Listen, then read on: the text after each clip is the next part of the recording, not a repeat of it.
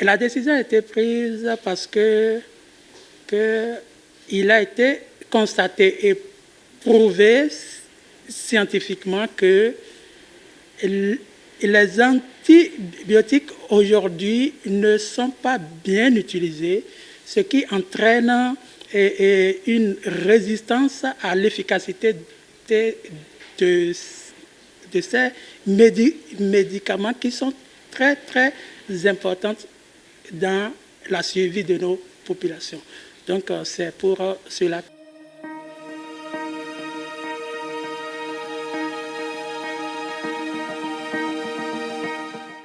La conséquence majeure sur laquelle quand même il y a cette restriction, c'est comme je l'ai dit tantôt, c'est la résistance aux antibiotiques. De plus en plus, on a observé qu'il y a certaines pathologies, certaines maladies qui sont résistantes aux antibiotiques du fait que l'organisme ayant été habitué à ces antibiotiques, quand réellement l'organisme en a besoin, ces antibiotiques ne répondent pas. Voilà. C'est ce qu'on appelle une résistance aux antibiotiques. C'est en fait les bactéries qui résistent à ces antibiotiques-là. Et comme je l'ai dit auparavant, c'est devenu un problème au niveau mondial. Au point où, au jour d'aujourd'hui, il va falloir qu'à chaque niveau, que chacun des acteurs puisse quand même intervenir pour corriger cet état de choses.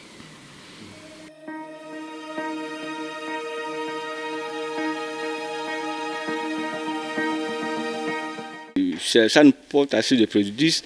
Au moins, les antibiotiques, supposons paracétamol, seuls, au moins quand nous prenons cela, ça nous soulage un tout petit peu avant que nous rendions au centre de santé. Parce qu'au centre de santé, d'habitude, on le prescrit. Mais on sait qu'au moins ça là, c'est les mesures prophylaxiques de première nécessité avant de se rendre au centre de santé. Aujourd'hui, on nous le coupe. Vraiment, nous, on n'est pas contents. Pas du tout.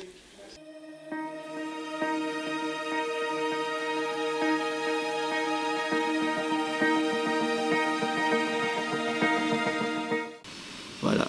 Au niveau déjà individuel, c'est-à-dire au niveau des patients, il faut qu'ils essaient de respecter, c'est-à-dire quoi, quand quelqu'un a un mal donné, il faut qu'elle consulte. Voilà. Une fois consultée, on peut lui recommander, probablement, si sa maladie est liée à une infection, on lui recommandera l'utilisation des antibiotiques.